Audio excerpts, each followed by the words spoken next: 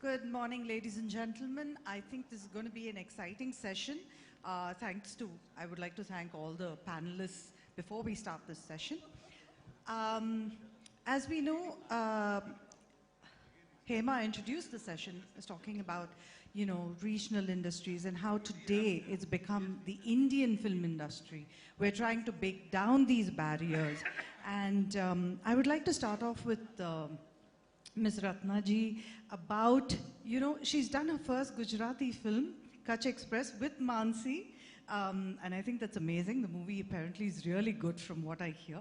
Ma'am, in your opinion, do you think there has been a big change in the entertainment industry, especially post-COVID? Hello, and I think the fact that we are today a panel of people from different languages, people who are making movies in different languages, and other content, of course. The fact that there is such a panel that exists today is a sign of that change. Once upon a time when we said movies, we spoke about Bollywood. We did not even realize that that is meant to be a sort of insulting term. Bollywood is not a compliment of any kind, but we have accepted it, we've taken it to heart, and we are very proud of it. Fortunately, things have been changing. One of the big changes, of course, is that there are many more educated Indians today than there ever were before. And they are watching all kinds of content. Thanks to the pandemic and the fact that we were all locked up at home, we've all discovered that other programs in languages other than what we were used to have been extremely interesting, sometimes much better than the languages we've been used to.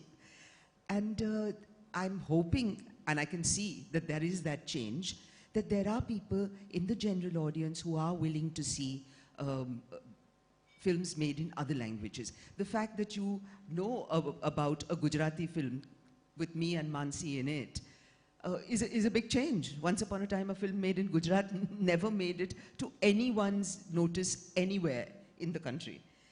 So there is much change happening, and I'm very proud to be part of the situation when there is this change happening. The other reason, of course, is that filmmakers today are infinitely more equipped than they used to be. We've been learning. We learn on the job. We've had no training institutions in this country, or practically none, except for a couple run by the government for a while, and many others run by private chaps who really can't qualify. So we don't have any notion of training people for making movies. We have been very, very poor academically in this area. But thanks to the internet, now people learn on their own. They watch what's happening world over, and they're learning every day. Kids, young kids, 17, 18, 16, pick up a camera and manage to make something. So there is that enormous change of the accessibility to resources, the cheap resources that we need today to produce any kind of content. TikTok takes no money at all. So all these things have fed into the idea that different kinds of content is acceptable to different audiences. Our mistake still, of course, is that we keep imagining that everything should be acceptable to everyone. Pan-Indian, that's our big attempt, Pan-Indian. Everything cannot be Pan-Indian. I mean, you can have an idli dosa in Kashmir. That doesn't make it a Kashmiri dish. It's just something you enjoy, a different taste, right? Similarly in movies. Films in different languages are a different flavor. Something that's talking to you about life in a place that you know nothing about. When I watch a film from Manipur, I get blown away because I'm seeing stuff that I didn't know about. The way in which people live there, the way in which they think, the way in which society is changing. Films reflect all that. So therefore, we have a fairly important role to play. And this change is wonderful, and hopefully it shall continue. Unfortunately, it has been very uneven. Gujarat in particular, since I'm speaking on that front, Gujarat in particular has had a very uneven, rough ride. Some of them have been good and acceptable to all, but some of them have been poor quality. We are going to have to bump up quality in all cinema, regional, Hindi, everything. And we are going to have to try harder to get across to a new audience. So those are the big challenges that I see ahead of us. But that films in different languages will survive, I think I'm very hopeful about that. Mansi, I'd like to bring you in here because, you know, you also work in Gujarati films and we had an interesting quick chat, you know, before we got on stage. So do you think there needs to be any change in the Gujarati ecosystem, for instance, for it to reach out to more people, for it to become more popular? Yes, I think definitely, because what happens is even today, as of now, as we speak, some of the biggest television shows that get launched, they do their PR activities starting from Gujarat, because Gujarat is like a very big audience, you know, sector for people watching entertainment content. And there are lots of films being made in Gujarat, but it's shocking that the infrastructure and the ecosystem around that industry is still, you know, nascent. I think it's a very nascent industry because it's just literally 10 to 12 years old, so to speak. So the radio stations don't play... The new Gujarati industry, huh? The Gujarati films have been around since my mother's time. I am and not they've been about horrifying. That. I've seen them all. I'm talking about the new one. And the radio stations, for example, in Gujarat, they don't play Gujarati songs. They play Hindi music. So yesterday, there is this one radio channel that we kind of, you know, we've been in talks with, saying that you should push out more Gujarati content. They called up saying that finally the radio station has committed to playing Gujarati music 24 hours, which is a big deal, but I was like, it should have happened earlier. So, so to speak. So I think what happens is, like, for example, with Kutch Express, of course, because I've worked in, you know, the Hindi industry and have that kind of exposure, we were very clear that we never wanted to make it like a Gujarati film. When you make it like a Gujarati film, you're compromising because you have to make it in a certain budget. Because if you go beyond that budget, then you cannot recover. And if you cannot recover, the investors are not going to put in money in the next project that we make in.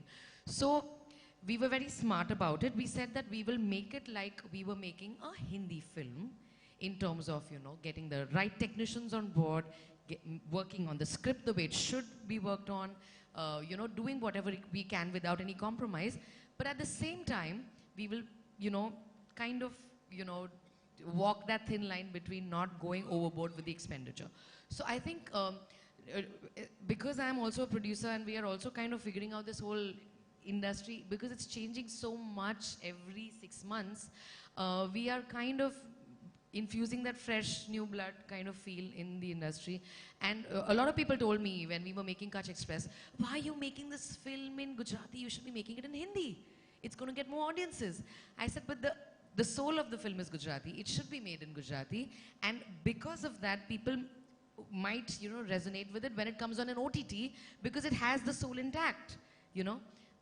And yeah, so I think we are all figuring it out, and we are all wanting to make sure that it reaches the relevant people, it reaches everybody, not just Gujaratis, but people all over, so that it can be viewed as a film, so to speak. So one of the things that's happened is, thanks to the pandemic, I think the Indian audience has discovered a lot of OTT content from across languages.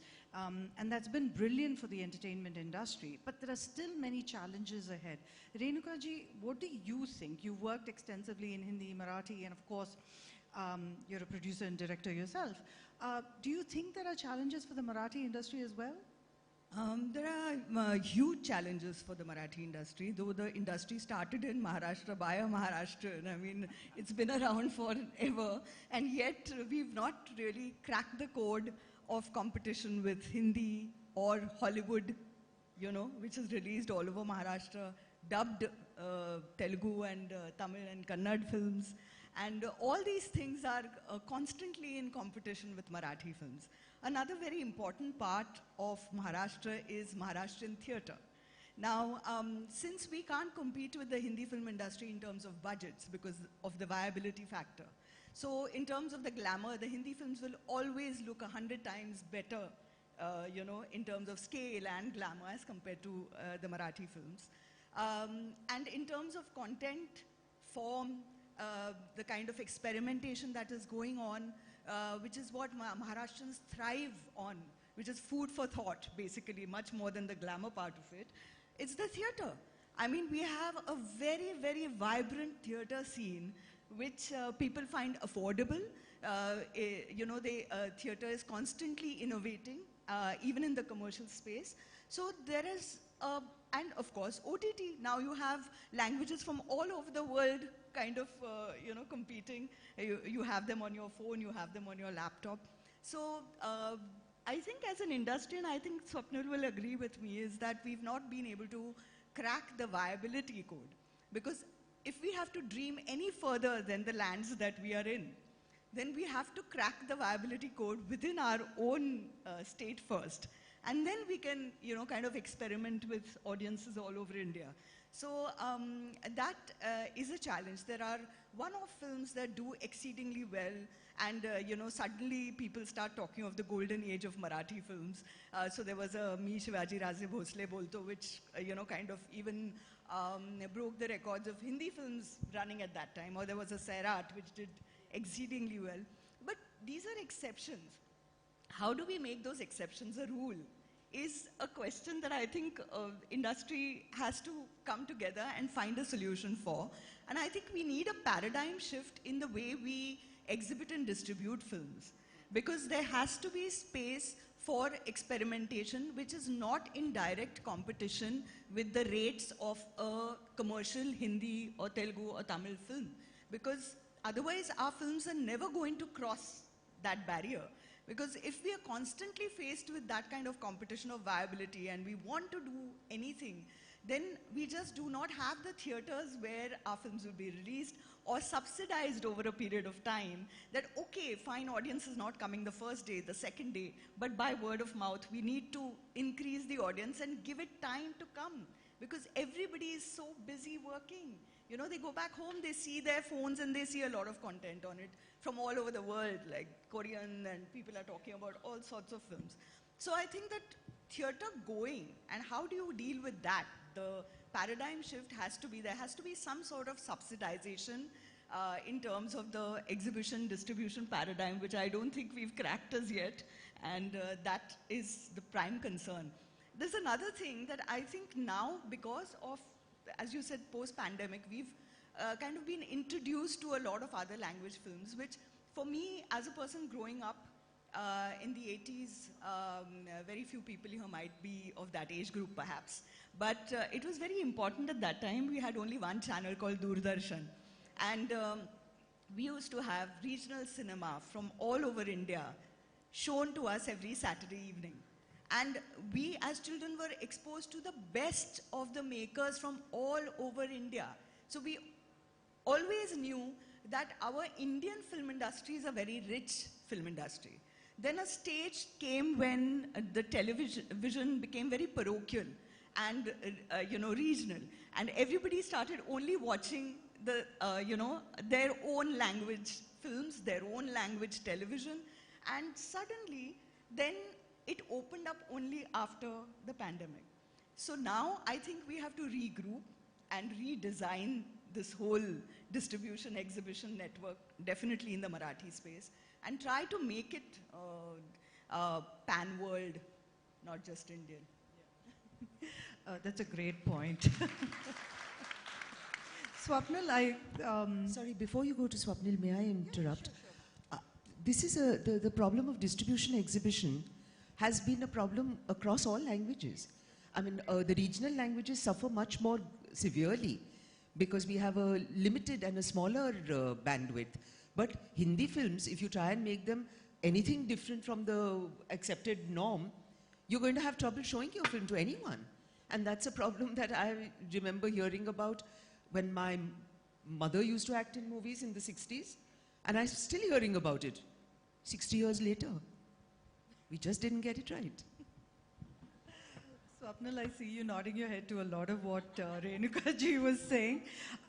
You've also got something up your sleeve, haven't you, in terms of OTT and showcasing more content to the audience, a different, unique content. So yeah, good afternoon, everyone. Yes, primarily being an actor, I always wanted to, I always used to get this feeling that as an actor, most of us, we don't get to choose our scripts. I always say that the script chooses the actor. That's how I get to choose from the scripts that are offered to me. So the choice is limited or restricted to that extent. And I used to always feel and those choices have a lot of limitations in terms of the reach and the popularity and the commercial viability and so on and so forth. So I always had this thought, how can we break the chicken egg story? How can we break this loop? And I thought that the OTT is a great way forward. So yes, me and a team of like-minded people are coming together with an OTT platform. It's called One OTT. That's great news. Yeah. The tagline is Bharat ka apna mobile TV. So we are not even using the term OTT because I feel that OTT is very Netflix and Amazon और गांव खेड़े में रहने वाले को OTT पता नहीं है. अगर आप मेरी दादी को बोलो OTT तो वो शायद OTT वर्ड भी नहीं जानती. तो हम कह रहे हैं कि जैसे टीवी देखते हो ना आप तो आपके मोबाइल पे टीवी दिखेगा. That's how rural or that's how basic or massive we want to take One OTT to. So we are starting with Marathi, and again when I say Marathi, I'm not saying mainstream Marathi. I'm saying Konkani, I'm saying Khandeshi. So we are actually going to the dialects of the particular regional space. So we're going tier 2, tier 3, tier 4 in the commercial aspect of the term. Again, it's a dream that we're all seeing. The viability and the success is a different story. OTT is a long-term game. But yeah, so that is something that we're starting. We will be hard launching in the coming quarter. And I'm looking forward to the entire industry's support. Having said that, One OTT is just one aspect of what I do. I'm primarily an actor by choice and by passion. And I feel there's, yes, a lot of things that Ratna ji said or Renuka ji said. I was nodding because we all agree. Because Ratna ji might be acting and Mansi might be acting in Gujarati films and Renuka ji might be acting in Marathi films and I might be acting in Marathi films. But our DNA is cinema. तो जब हम cinema की बात करते हैं तो हमारा passion एक हो जाता है. तो अगर गुजराती फिल्म चलेगी तो शायद हमको उतनी खुशी होगी जितनी मराठी फिल्म चलने पे रत्ना जी को होगी. क्योंकि सिनेमा चलना चाहिए. Cinema has to work. और अगर गुजराती सिनेमा कोई चीज सही कर रही है तो हम चाहेंगे कि हम उसको देखें, उससे सीखें और उसको यहाँ हम कैसे लागू कर पाए कि मराठी सिनेमा उससे फायदे में आए. या अगर मराठी सिनेमा कोई चीज बेहतर कर रहा है तो how can we take that algorithm, try to make it regional to the other regions and apply it there so that हम उन regions के सिनेमा को कैसे बेहतर कर पाए. जैसे hypothetically मैं अभी डिस्कस कर रहा था सौरभ से, Saurabh is here, Saurabh like a brother. मैं भी कह रहा था कि हम जैसे मैं सहाय साहब से भी विनती करूंगा और ये मैं ओपन फोरम में इसलिए कह रहा हूँ कि अभी मेरे बात ये दिमाग में आई है कि जैसे हम नेशनल अवार्ड्स करते हैं, अब वक्त आ गया कि OTT का एक वर्टिकल हो नेशनल अवार्ड्स में. क्योंकि OTT पे ओरिजिनल कंटेंट बहुत बढ़िया बन रहा है और उसकी सराहना होनी चाहिए. जैसे OTT पे कुछ कंटेंट बन रहा है जिस पे काफी आक्षेप लिया जाता है. And a lot of people raise eyebrows on that. And that also needs, censorship is too harsh a word, but that needs a kind of a regulation to it. So I think it's a multi-layered problem. But at the base of it is that I would never call it regional cinema. I always maintain that it's Indian cinema. In the Marathi language, Indian cinema in the Gujarati language, and so on and so forth. So I genuinely feel that Indian cinema needs to keep reinventing itself. We've been doing it for 100 years now. And we've shown that we've stood the test of time. And every time people say, ab cinema mar raha hai, ab cinema mar raha hai, ab cinema mar raha hai, cinema sirf bad raha hai. If you see year-on-year growth in terms of numbers, in terms of specifics, in terms of analytics, in any parameter that you put, cinema is growing, cinema घर बढ़ रहे हैं, cinema halls बढ़ रहे हैं, multiplexes की संख्या बढ़ रही है.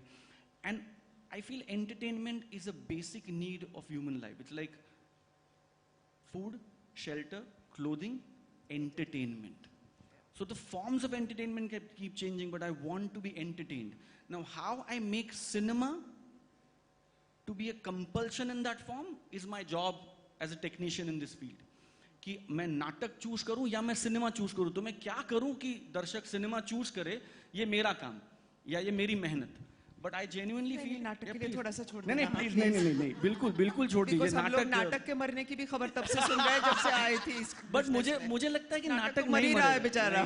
मुझे लगता है रत्ना जी, आप मार ही डालोगे. नहीं रत्ना जी, मुझे लगता है कि मुझे हमेशा लगता है कि नाटक इज लाइक ब्रीदिंग. आपको करना नहीं पड़ता है. आप जिंदा हो तो it's a part of your life. जैसे आज भी, if my mom says कि काय करायचं तर ती म्हणते चल नाटकाला जाऊया. पैसे तो देने पड़ेंगे ना. हाँ. तो आपका चॉइस अगर मिलेगा कि सिनेमा या नाटक, तो आप सिर्फ सिनेमा चूज करोगे तो हमारा प्रॉब्लम है. I know, absolutely. I think that's the struggle that we are all going to have now. क्योंकि the same struggle is between cinema and OTT. Same struggle. जहाँ लोग कह रहे हैं कि मैं थिएटर में जाके 2000 रुपया क्यों खर्च करूँ, मैं OTT पे देख लूँगा ना. So that is a struggle that's a struggle of choices. This is exactly what I was saying in terms of viability. Correct. How do we make all this cinema viable? Because the kind of ticket rates that we have today and single screens are like nearly dead in that sense. So you don't have subsidized film viewing, unfortunately. Now, that's what I said. In fact, the point I want to make, Renuka ji, here is one day, I think the World Cinema Day or something, I think all the theaters slashed prices to 100 rupees. To 100 rupees. And all the shows across all the films, across all the languages were houseful on that day. Exactly. Irrespective of कौन सी film चल रही है और कौन सी film अच्छी है और कौन सी film बुरी है, आपने एक दिन टिकट के रेट्स नीचे किए, तो a lot of people are going to give me galis later, distribute and all that, but I think it's a multi-layered problem. Creative aspect of the problem is just one aspect of it. It's a multi-layered problem. A lot of agencies will need to coexist and sit together, and I think Sahay Sahab can really help us and mentor us and guide us in the process. But I think it's a multi-layered problem. The crux of the matter is that OTT is the future. OTT is going to play a very, very important role in entertaining people.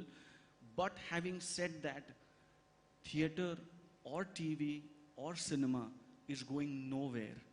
It is only going to be consumed across the bandwidth, and audiences across the bandwidth are going to consume all these forms of entertainment.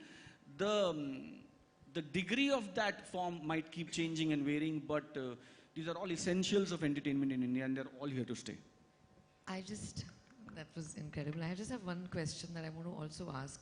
Is that, now that we're also working on different scripts and we're figuring out what next projects to do, of course, because it's Gujarati, then it's already like you dealing with the limited audience. On top of that, this whole thing that you said about how to get people to the theaters. So now even if the script is very good, the first question we ask is, will this be a theatrical or should this be an OTT? So automatically, the brain is now, we're figuring out, because financially, then how does it work? Because if it's a great script, but it's a choti story, ye OTT pe chal jayegi, ye theatrical experience nahi hai. So that's another, aspect that's added to the already different but Mansi, my perspective to that is the whole idea of making cinema is a risk. True. The whole idea कि चलो film बनाते हैं, अपने आप में एक excitement है. कोई भी आज तक जितना मुझे पता है, कोई भी maker, चाहे producer हो, चाहे actor हो, चाहे director हो, आपको लिख के नहीं दे सकता कि picture चलेगी. Because nobody sets out to make a bad project. कोई ये कहता ही नहीं ना कि चलो एक mediocre film बनाते हैं. हर किसी को मोगले आजम बनानी है और अपने दिमाग में वो मोगले आजम बना ही रहे हैं. So I think our job is to just keep being at it. And we will need risk takers, which is where the money people actually come in. We will need the risk takers. We'll need somebody to take that leap of faith on somebody's vision. Because मैं हमेशा कहता हूँ कि cinema एक लौती ऐसी चीज़ है, या नाटक, entertainment एक लौती ऐसी चीज़ है दुनिया में जहाँ हम बिना प्रोडक्ट दिखाए लोगों से पैसे लेते हैं. Right. आप फ्रिज खरीदते हो तो आप 4 दुकानों में जाते हो, आप फ्रिज देखते हो, इसका ऊपर का दरवाजा खोल के देखते हो, उसका नीचे का दरवाजा खोल के देखते हो, ये ऑन करके दिखाओ, वो ऑफ करके दिखाओ, फिर 4 दुकानों में रेट निकालते हो और उसके बाद आप कोई फ्रिज या टीवी चूज करते हो. हम सिनेमा में क्या दिखाते हैं? एक पोस्टर, एक 2 मिनट का ट्रेलर, और हम आपको कहते हैं 2000 रुपए दे दो, और आप देते हैं. That is the power of cinema. और आप ये विश्वास रखते हैं कि ये एक पोस्टर या ये 2 मिनट का ट्रेलर मुझे अगले 3 घंटे तक खुशी देगा. आप जब रत्ना जी के नाटक का एक ऐड आता है तो क्या आता है? एक 4 इंच बाय 4 इंच का ऐड आता है. क्या प्रॉमिस है आपको? कोई प्रॉमिस नहीं है, लेकिन आप उनका चेहरा देखते हो, आपको ये प्रॉमिस उस चेहरे में मिलता है कि ये हमको खुशी देगा. So I think we are a very blessed industry. और दूसरी मुझे एक इंडस्ट्री दिखाई है जहां मैं बिना प्रोडक्ट दिखाए लोगों से पैसे ले सकता हूं. Unless I want to thug them. Okay. No, I don't want to, no comments there. I'm going to now come quickly to Mr. Sahay, because He's from the INB ministry, and I think a very important person here. Like a lot of points all of you have made. I think Mr. Sahay will be the right person to, throw some more light on. But Mr. Sahay, what I'd like to ask also is, are there policies that the government has brought in to help the smaller industries grow as big as the Hindi film industry, for instance? Thank you. First of all, Vicky has this peculiar thing of putting a sedate bureaucrat among such talented people. Well, it's my privilege and honor to be sitting with such great personalities. Two of them, of course, we have all been entertained by their talent across, decades now, not years, whether on the silver screen or on the TV, and now also on OTT. So it's really a privilege, ma'am, with both of you and the young, usually talented Swwapnil and Mansi. I think all of us who talk about whether the Indian languages, in fact, now we are also in the government, very consciously we don't talk about regional language, talk about Indian language. When we talk about, for instance, we have this journey of India, which Discovery made it. And it's about trying to showcase India's huge talent across sectors. It has gone to 190 countries now. And the promo was by Amitabh Bachchan, the first part. And so we worked along with the Discovery. And that also then was, we got it dubbed in the 12 Indian languages and shown on Doordarshan. So we don't now use regional language, we use the word Indian languages. Because Indian languages. That is very important. Now, all of us who talk about it, I go back to the maestro Satyajit Ray. Most of his movies were in Bangla. But then there is not a place in the world or any serious filmmaker who would not have learned from Satyajit Ray's movies. So language was never a barrier and will never be a barrier as far as showcasing talent is concerned in this country and also abroad now that we are going abroad. Having said that, a couple of things. Of course, this is an industry which is largely private, and we see a lot of young talent coming up on OTT. But from the government, we have been trying to do a few things. Like 3 years back, our minister's initiative, we started this 75 Young Creative Minds at the International Film Festival of India, and we invited applications from across the country, and there were hugely talented young boys and girls, totally amateur, who made those short films. And out of that, about 5,000, 10,000 applications, a panel jury of reputed people. They selected 75 of them. They were brought all the way to Goa, IFI, and their talent was showcased, and they were awarded. And now we're also collaborating with Amazon so that we can get them to make some things which can go on various platforms, including on Amazon. So whatever they will make, and that would be in any language. It has nothing to do with Hindi or a particular language, any language, because we had people from Bihar, from Assam, from Tamil Nadu, all over the country. So that is one good thing. So every year we're getting this 75. So in the last 3 years now, we have 225 such young people, and they are now getting this opportunity to showcase their talent. The second thing is the NFDC now is propelling it back and trying to get into filmmaking or helping in film production. Again, it is language agnostic, any language, anybody. And we have also invited applications from good script writers to give their scripts. And we also had a special section even for Northeast, that how we can promote, because when you see movies from, I stayed in Gujarati for 3 years, I had the opportunity to watch Asmi's movies, and it was a real thrill watching Asmi's movies. So a few things we're doing, plus incentivizing films. Madam talked about affordability or the viability. So the government, state governments large state governments have done it, but even the central government is doing that and trying to incentivize by way of giving some cash incentives, and so that some aspect of the film production is taken care. And so those who do not have a large amount of funds or not able to get large funds, the government can come in and help it that way. So few things are happening. That's great, sir. I think that's exciting news for filmmakers, especially who don't have deep pockets but who are extremely talented and creative. I'd like to bring in Mr. Padole, from the Madhya Pradesh Tourism Board. Sir, it's a beautiful state. I'm sure there are a lot of people who are coming there to film, for shoots and so on. Are there initiatives that you have taken to help filmmakers who come there, or even the local industry itself? Yes. First of all, namaskar to everyone here. We would like to thank FICCI for providing us this opportunity and having Madhya Pradesh here as a state partner in this 23rd edition of FICCI Frames. So, seeing is believing. As we are talking about cinema and films, theaters, everything. So, as you have rightly said, Madhya Pradesh is a beautiful state, but you have to come and see.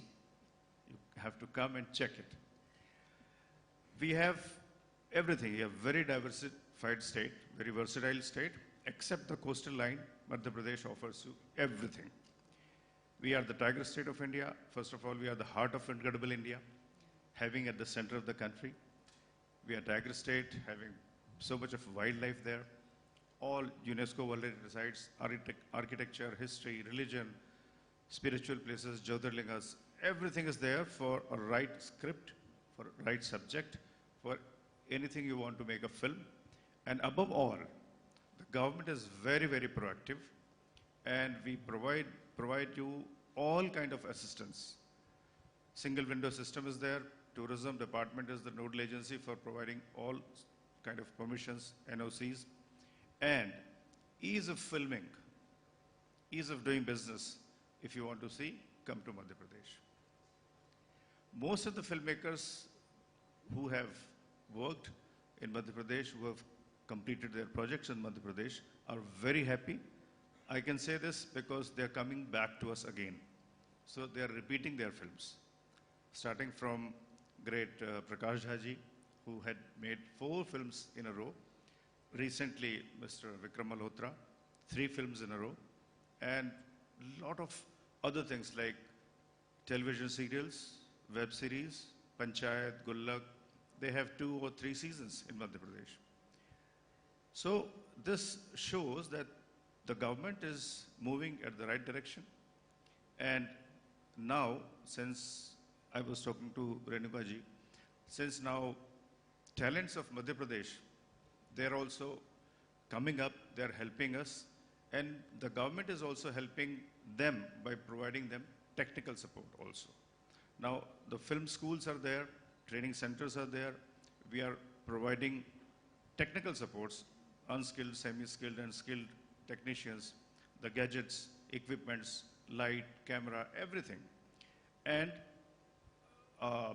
hassle-free atmosphere where you don't have to worry about anything, no kind of pressure, and you shoot your film well on time as per your schedule. A lot of films are going on, but yes, there is also the other part or other side of the issue, the subsidies, the incentives, the discounts, which are also not a major but integral part of filmmaking and all. So the government from, Madhya Pradesh government from our side, we ensure and assure everyone, whosoever comes to Madhya Pradesh, if they are making good films, non-controversial, away from all caste, creed, religion, language, these things, we are happy to assist you. We are happy to give you subsidies up to the tune of 2 crores. Now, as Madam has said, not many big budget films will come, but yes, small pocket or small budget films are coming to Madhya Pradesh. Not only feature films, but as Ratna ji has said, theaters and other things are also happening there. Languages films. So we have a special category for now for South Indian movies. If they are coming and shooting in Madhya Pradesh, Gujarati films are being shot in Madhya Pradesh now. So we have something for all kind of these production houses, all kind of language films. We are also going to promote filming in Madhya Pradesh in various platforms, like Fikki is one of them. We are also going to Cannes. But we need people like you to represent Madhya Pradesh, to come with us to all these big platforms and tell the story, tell the situation about Madhya Pradesh. Because if I say something about myself or my state, it's little less. But if you tell about your experiences of filmmaking in Madhya Pradesh, people will believe it, people will come to Madhya Pradesh. And I want to promise on behalf of my government, I want to promise everyone that you will not be disappointed. Thank you so much. Thank you, sir.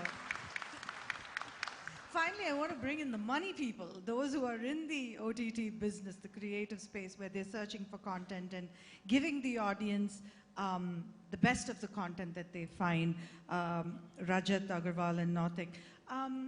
You know, you're doing multiple languages. Rajat, of course, Ultra Jakas, which is Marathi content. And Mautik, you're diversifying into various other languages as well, other than Hindi. How do you see the space as evolving, as changing? Do you think that all languages are just as important as Hindi now? So we are making content in about 5 languages right now. And the way I look at it, if it has to be broken down into economics, because we've had interesting creative conversations, is there's a demand side and there's a supply side. So when we look at the supply side, which is essentially creatives, production, producing the best content, what I'm observing, and I've been at the trenches, I've been building content in different languages over the last 4 years now, is a very interesting cohort of very young filmmakers, very young storytellers emerging from different parts of India. Because today content is getting more and more inclusive. Today a kid sitting in a tier 3 town in, say, Orissa is essentially on par with the best of the filmmakers there, because you can make a complete film on an iPhone, and you can actually have it released theatrically as well. Since today you have the technology to do that. Where I am seeing a huge sea change which is going to happen, and everyone needs to brace themselves from it, is going to be a lot of young local filmmakers emerging from different parts of India. And today some of the best scripts that we are getting and the best people that we are interacting are not from Bombay, unfortunately, and because we scope all of them, are essentially small town filmmakers who today have the exposure because they've seen enough content. They've trained themselves on it, using the technology that they have, and are, and have the certain amount of confidence and are on par with whatever the best the world can offer. Just 2 examples that I can really give you, or actually 3 examples, is there's a local Assamese film came out called Local Utpat, which was complete with martial arts, and it had an interesting setup. It was a 50 lakh film which made, I think, about 4 or 5 crores, just focusing on the Assamese audience and Assamese diaspora, and it had a release in places like Bangalore, which has an interesting, plethora of Assamese techie people who kind of work there. And they were actually able to get the most revenue from that market. There's an Odia film that just came out, which is outstanding, which was made by an IT guy, about a true story about a doctor who was fighting an epidemic in the most far-flung district in Orissa. And that film was again made for 1.5 crore, and I think the last I heard they'd made about 17 crores from it, just out of the Odia market. So obviously, one has to be able to look at that, look at these trends which are emerging, and as the business guys, these are extremely heartening to note. And then you obviously need to look at the demand side of things, which is essentially where the distribution comes from. And I feel that what we are moving towards is a change in technology. I mean, I've been in the industry for decades, so now you're looking at a shift from, say, what we used to call as the linear technology to non-linear. But ultimately, content remains the same. So the trick is to get people to first, the viewers, to first go sample your content, and that's part A. And when they actually sample the content, you get them to view it. So it doesn't matter where they come from. I mean, whether they go to a cinema, they go to an OTT platform, they watch it on TV. As long as you can get enough people to come in and watch the content, you will always make money. And even on a YouTube, you'll be able to make money if there are enough people coming and watching it. And I think that is what filmmakers should be actually focusing on how do I kind of get my content to become better and better, the quality to go and the quality to become a lot more on par with the best that the world has to offer. And it's not about money anymore. It's just more about great storytelling, great experimentation to do with the craft, and finding that kind of a differentiator. And I'd just like to end with this great example of this movie called Great Indian Kitchen. When it started, The Great Indian Kitchen, it's a Malayali film, and it was rejected by all the major platforms. It was made on a very low budget. They just put it on a VOD platform. So, they would get a revenue share out of that. And it was a small Malayali VOD platform based out, with most of their audiences out of Dubai, out of the Middle East. And the film got such great word of mouth that over a period of time, even that OTT platform which was offering it on VOD made a good amount of money. Amazon noticed it. Then Amazon bought it at maybe like multiple times the cost that they would have offered to be on Amazon in the first place. And today that movie is getting made in multiple versions. I think there's a Hindi version also being made. So it's all about that. It's all about how do you make a great product, get people to come in, and it's going to be a different size fits all. It's not going to be a one size fits all strategy that you kind of put in. When you decide on making a film, you need to look at how exactly am I going to get my target audience, because as Mansi rightly said, it's going to be not all inclusive. It's going to be a mass of niches, as you call it. So there are the different audiences out there for different kinds of products. So one needs to, as a filmmaker, also be able to identify that. And once you identify that, okay, these are the audiences that I want to get on.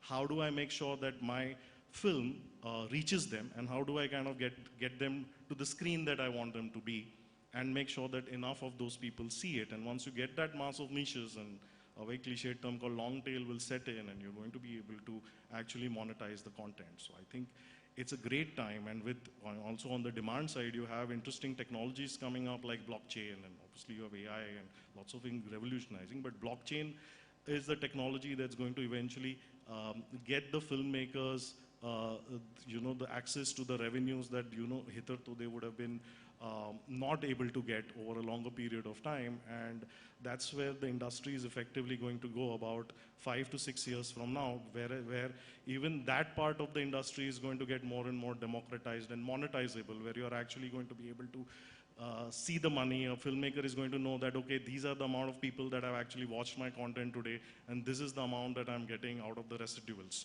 So it's all getting there, but I think what the industry needs to do is, recognize all the local talent, make it a lot more inclusive, and not just, say, based out of Bombay or Chennai and all the main centers, and then at the same time be more cognizant to the fact that, the product that I'm making it, how do I get my target audience to it? So yeah, that's my 2 cents on, where we can go with the entire content bit now. Rajat?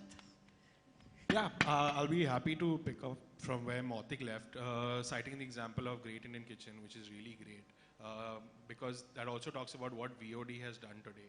So that has actually given an additional distribution stream, which wasn't, there earlier. Earlier, it was probably like if it did not work theatrically, your only other branch of monetization of content was satellite. But now what VOD has done is it has given the producers that additional confidence that maybe if my film does not do well theatrically, or if it does not get picked up by a satellite channel, I have a VOD option. And that's where I think even what Renuka ji was talking about distribution channels, revenue sharing models have again become very helpful for producers. So today, even as Ultra Jakaso, we have started an OTT platform of ours in the Marathi space. And today, if we as a platform do not particularly feel confident about a content, but we still feel that that might have an audience, we will pick it up on a revenue share model and we'll try to experiment it, which also gives the producer an opportunity that, okay, I've not made that kind of money, I've not recouped my amounts, but now I might be able to. And that is what I think even Mautik was talking about with Great Indian Kitchen. And also like and I was talking to Swwapnil before also that, we do need multiple platforms in one language, and every language should have multiple platforms, because I think the film industry is not a space of monopolies, because no one company has helped evolve the industry. Even if we talk about satellite channels, it is not one channel that has given the boost to the television audience. It is, you know, multiple free-to-air channels and pay TV channels that has helped you reach today. Even with the theater business, it is not, you know, only a PVR or an Inox, or there are multiple single screens and other, you know, multiplexes that have done it. And it is the same with VOD also. I don't think that only Ultra Jhakas or only, you know, maybe a Planet Marathi will exist on its own. And it shouldn't, I believe, because that will also affect the buying and the selling power of a producer, and it will also hinder the exposure of the content. Now, for example, if we take our platform, we are trying to promote nataks, you know, to reach out to the audience through our platforms, along with other Marathi content, because that is one of, you know, it is very important for the Marathi audience also to see. And I think what, you know, even Swwapnil is trying to achieve with his platform is trying to capture the tier 2, tier 3 countries with, you know, Konkani, other languages. And that is what is going to get the audience rolling. As even Renuka ji cited earlier, that Marathi film industry has its own challenges, because I feel that they are also, you know, they watch Hindi content too, which probably does not exist with other regional spaces. Like, for example, today, what has helped grow the South Indian film industry, which is your Malayalam, Kannada, Tamil, Telugu, is that, you know, there is a very big language barrier. And so what happens is they have their own, like, sorry for saying they, but, you know, the South Indian audience, basically, the producers have one South Indian watching audience, and then now a Hindi speaking audience through the form of dub content, which probably does not exist in Marathi, Gujarati, and other states wherein Hindi is still widely spoken. And that is where, you know, we come into the picture, or we want to come into the picture by, you know, giving the local audience the content that they want to watch. And I feel that is the way forward in the OTT space in general, is that every language needs to grow through the digital, the non-linear space, as Mautik said. And I believe that that is going to help in the future. Also, when we talk about subsidies, yes, it would be great to have a little more, you know, the government has helped a lot, I feel. You know, now every state has come to the picture with subsidies, which wasn't earlier. I think earlier it was UP, which has started it, and now I think Madhya Pradesh, even Delhi has, you know, done a soft announcement of it. And, you know, different cities and states are doing it. And it would be great to, you know, grow on that a little more, reach out, you know, to extents which other countries are doing, for example, like a UK, wherein the subsidies are growing, you know, international co-productions are increasing. And I think that will again give a very big boost to the producers to go out there and make more content and reach out to the audience that they have been wanting to since so many years. Right. Thank you so much. So I guess there are still challenges, but what the digital space has done is, you know, really pushed Indian content across languages into the forefront and thrown the limelight on it. But one of the things that I feel is India is so rich in terms of its traditions, culture, and its stories, the storytelling. It's very, very powerful. So this is a question that I throw open to all of you. Do you think we need to start looking more at our own stories and, you know, voicing that to the audience rather than just aping whatever's going on in the West? I think that's important. Absolutely. There are so many stories. If I talk about Gujarat, there are incredible narratives that are waiting to come out. And what happens is that because commercially only the male narratives work, for example, with Kutch Express, when we did a female narrative, everybody was like, are you crazy? It's not going to make money at the box office, but it did. And that in itself, you know, the audiences are ready for it.